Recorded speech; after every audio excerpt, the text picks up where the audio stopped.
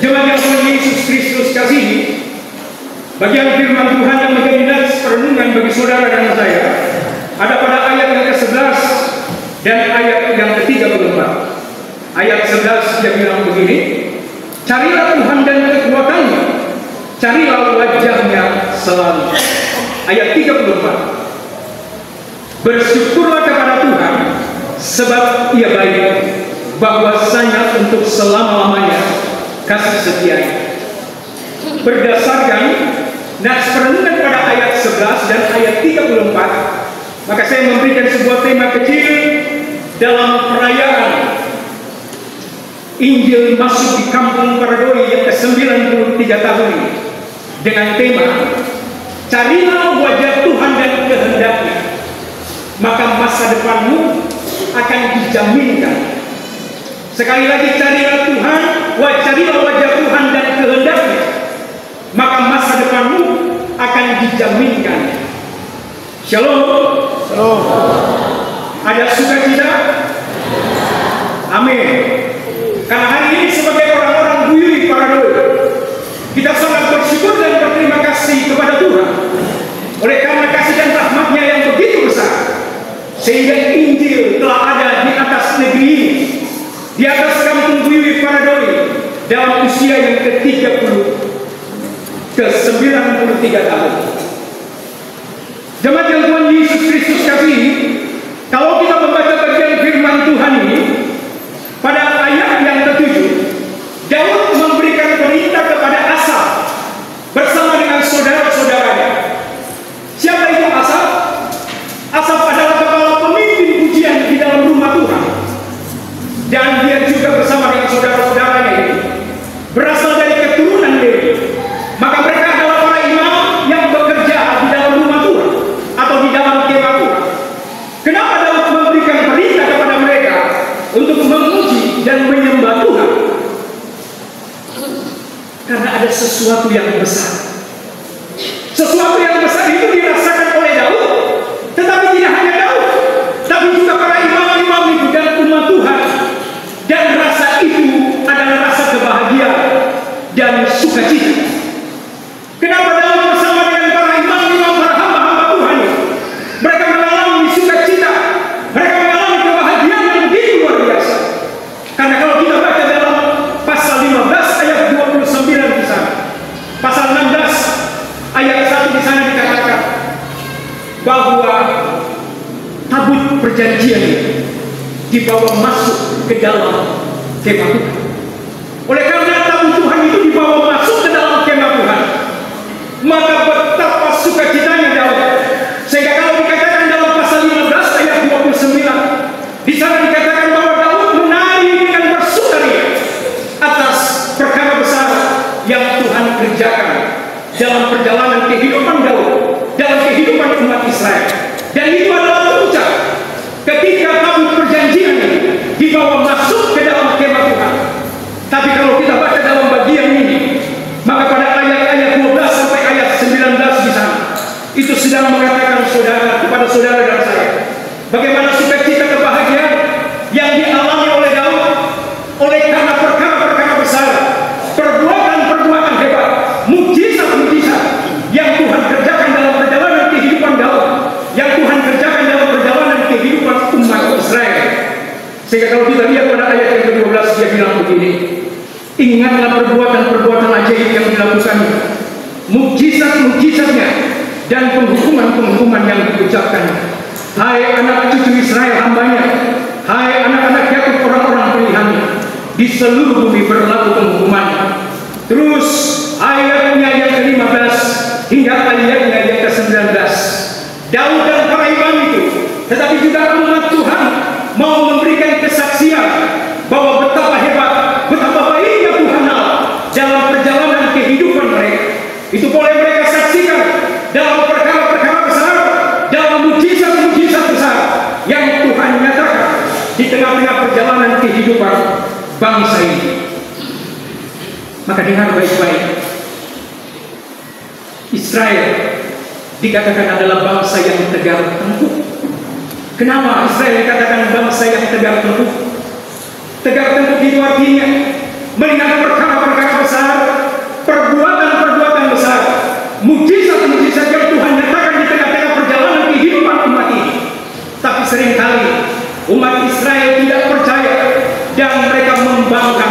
Tuhan.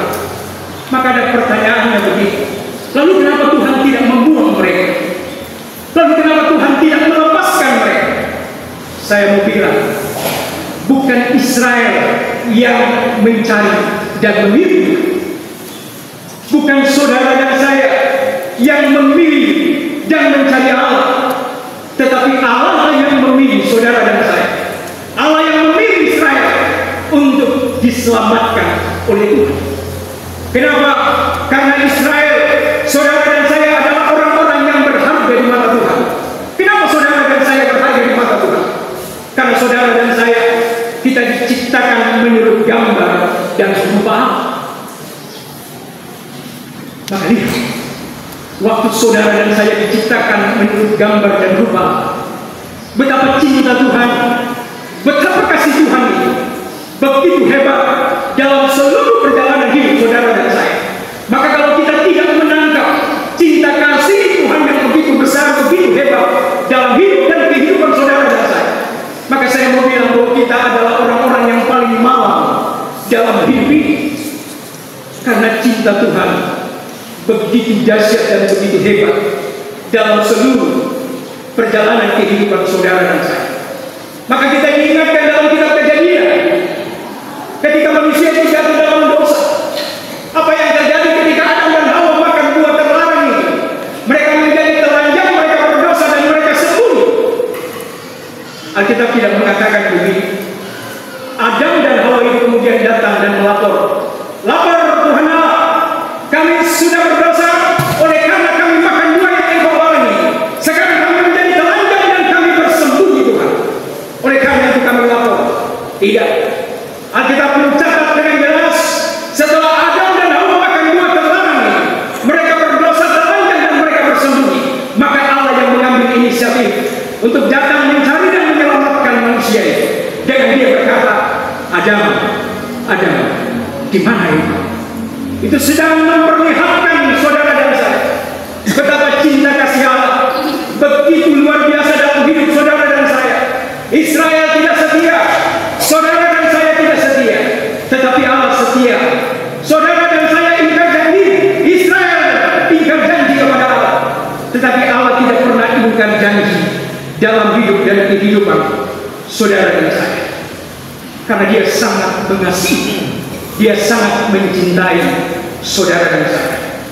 Maka kalau hari ini Daud boleh menyaksikan perkara-perkara Allah yang begitu hebat, begitu besar dalam perjalanan kehidupannya dan umat Israel, maka hari ini ditanyakan kepada saudara dan saya, orang-orang pada dulu, berapa banyak perkara-perkara hebat, berapa banyak perkara-perkara besar yang Tuhan kerjakan dalam hidup, dalam rumah tangga, dalam kehidupan pribadi. Maka saya percaya bahwa sebagai orang-orang pada dulu, kita pasti akan sepakat menjawab, Tuhan, banyak sekali perkara-perkara hebat, perkara-perkara besar yang Engkau nyatakan dalam perjalanan kehidupan saya, rumah tangga saya, pribadi saya, pekerjaan saya, dan itu tidak dapat dihitung. Tapi apakah saudara dan saya menjadi orang-orang yang bersyukur kepada Tuhan? Apakah saudara dan saya menjadi orang-orang yang senantiasa memuji dan memuliakan nama Tuhan dalam seluruh perjalanan kehidupan saudara dan saya? Bagian ini mau katakan kepada saudara dan saya, kalau hari ini engkau dapat makan, kalau hari ini engkau dapat bekerja, kalau hari ini engkau dapat ke laut dan dapat ke kebun, kalau hari ini engkau hidup, kalau hari ini engkau sehat, kalau hari ini engkau bekerja sebagai ASN, kalau hari ini engkau bekerja sebagai TNI Polri, kalau hari ini engkau bekerja sebagai perawat, kalau hari ini engkau bekerja sebagai guru, kalau hari ini engkau bekerja dalam segala berkat yang Tuhan berikan dalam hidup, maka ingat, itu karena Tuhan. Dan oleh karena Tuhan ini, maka segala pujian, segala hormat harus dikembalikan kepadanya. Kita jangan menjadi orang-orang yang kacang lupa kulit. Kita jangan jadi pengkhianat dalam hidup atas seluruh kebaikan-kebaikan yang Tuhan kerjakan dalam hidup saudara dan saya. Karena ingat, Alkitab mencatat ada dua jenis manusia. Yang pertama adalah orang fasik, yang kedua adalah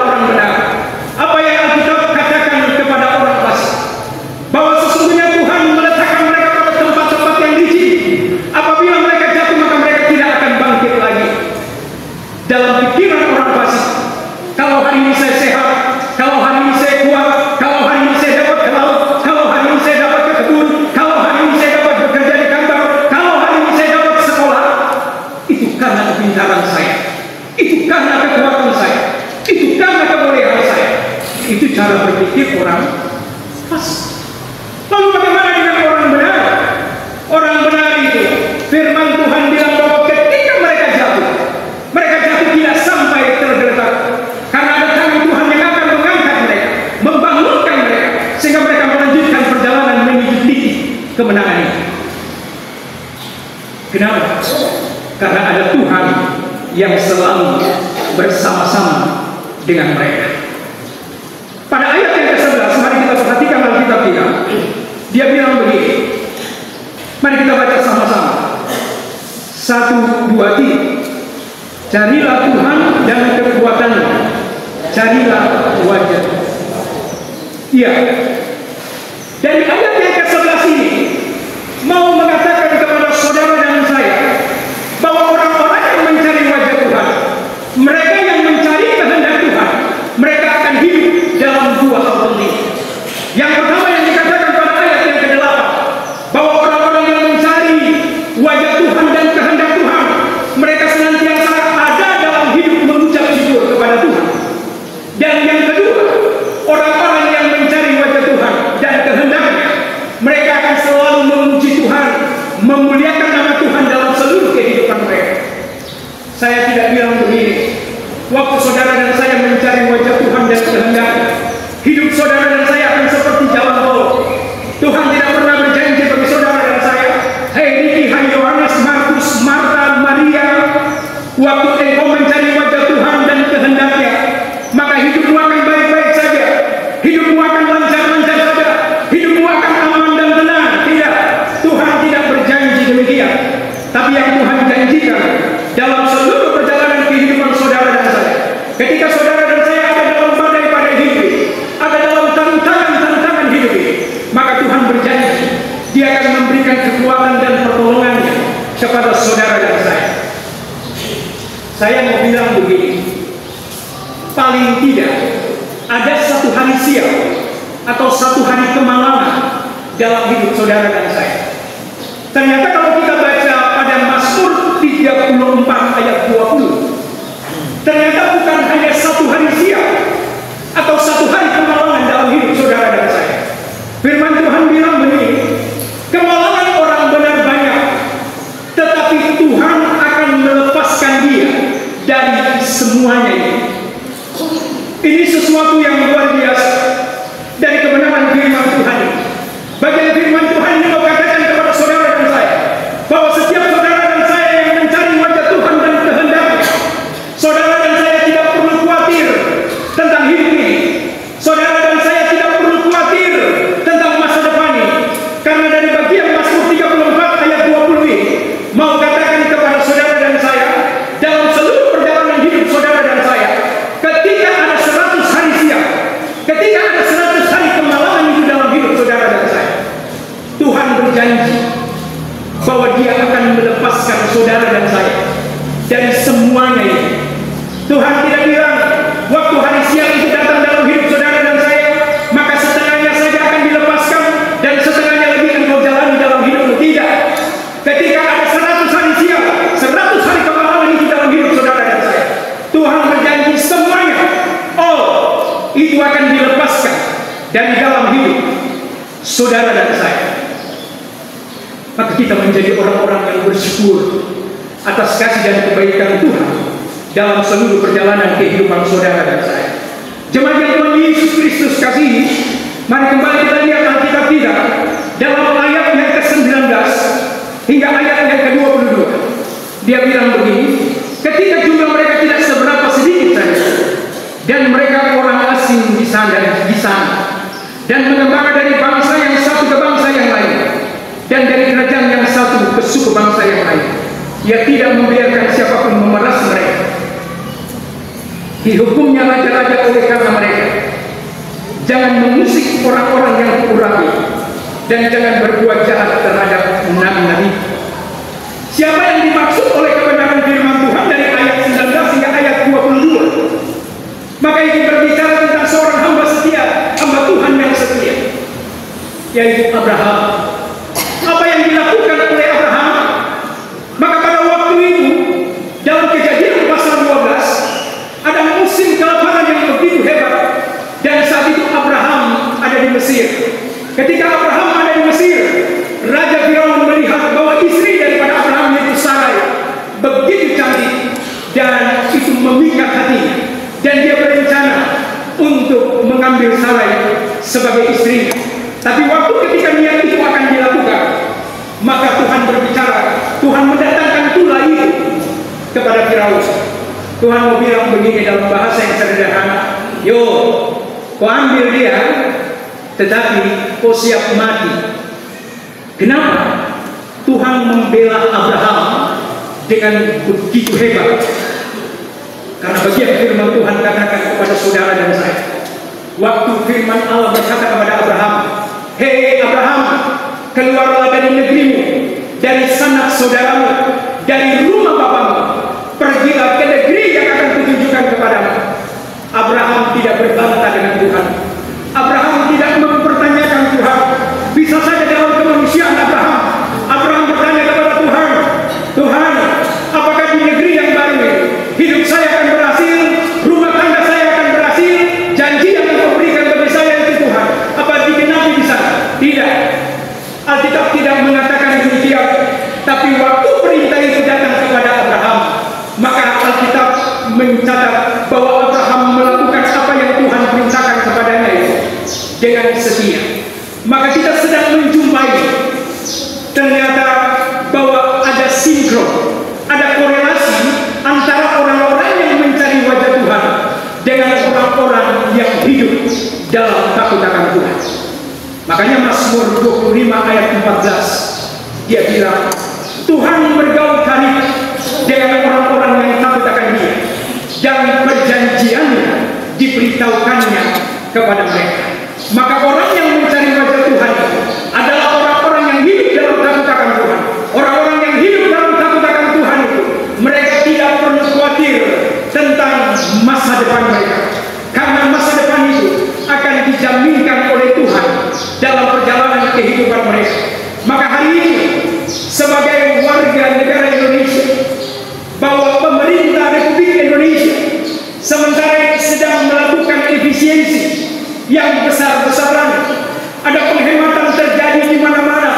Orang-orang mulai panik, orang-orang mulai takut, orang-orang mulai khawatir.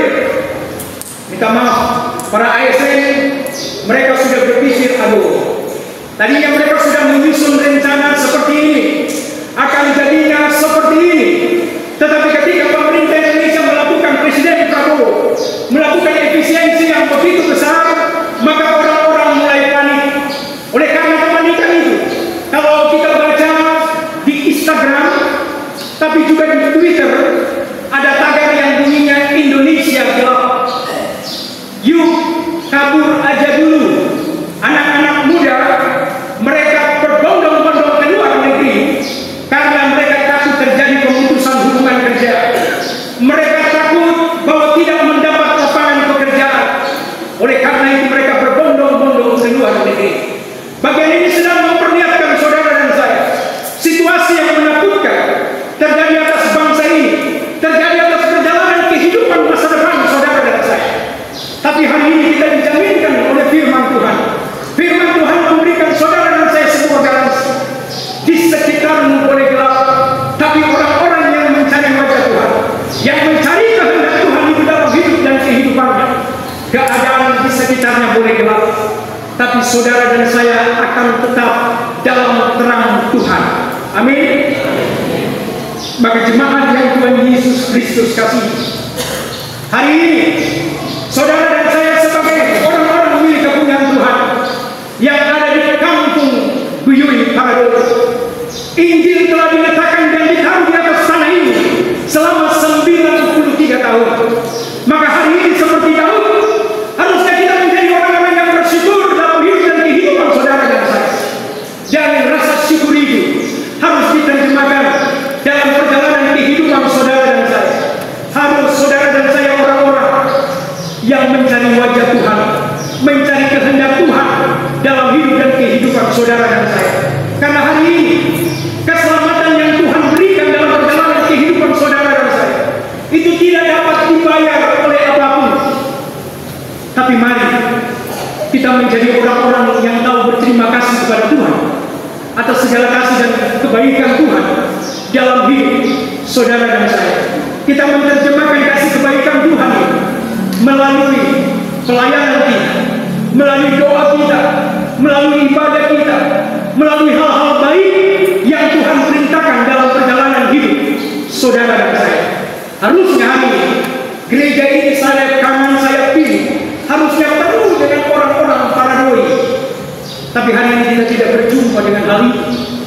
Padahal ini adalah perkara besar yang Tuhan nyatakan di tengah-tengah hidup dan kerja orang-orang Buyui paradoi. Injil telah diberitakan selama 93 tahun di tempat ini. Tapi hari ini kita juga diperhadapkan dengan realita. Sekalipun Injil telah diberitakan di atas kampung ini, di atas tanah ini, tapi kita lihat hari ini masih banyak anak-anak muda yang mati oleh karena HIV/AIDS. Hari ini masih ada banyak orang-orang paradoi yang meninggal karena sakit paru-paru. Hari ini masih banyak orang tua dan orang tua, anak-anak muda yang terlibat dalam miras. Dan ini tidak sinkron dengan Injil Tuhan yang telah diberitakan sepanjang 93 tahun ini. Maka ini menjadi refleksi bagi kita semua. Sudahkah saya mencari wajah Tuhan? Sudahkah saya mencari kehendak Tuhan dalam seluruh perjalanan kehidupan saudara dan saya? Karena saya percaya waktu saudara dan saya mencari wajah Tuhan, maka Tuhan akan menjaminkan masa depan ini dalam seluruh perjalanan kehidupan saudara dan saya. Saya kutip firman Tuhan untuk mengakhiri khotbah saya di dalam Mazmur 37 ayat 11. Dia bilang begini, singa-singa muda merana kelaparan, tetapi orang-orang yang mencari Tuhan tidak berkekurangan sesuatu pun yang lain. Tahu singa? Singa itu kalau dia mau menerkam mangsanya, itu probabilitas statistiknya kecil sekali kemungkinan buruannya itu lolos. Apalagi singa muda, karena singa muda itu identik dengan power, singa muda itu identik dengan kekuatan. Maka waktu singa muda itu menerkam mangsanya, maka probabilitas atau statistiknya kecil sekali buruannya itu akan lolos. Tapi lihat, firman Tuhan mengatakan begini, akan ada masa, akan ada waktu di mana singa-singa muda itu tidak dapat menangkap mangsanya, dan oleh karena itu mereka akan ada dalam kelaparan. Tapi lihat, janji Tuhan bagi saudara dan saya orang-orang paradoi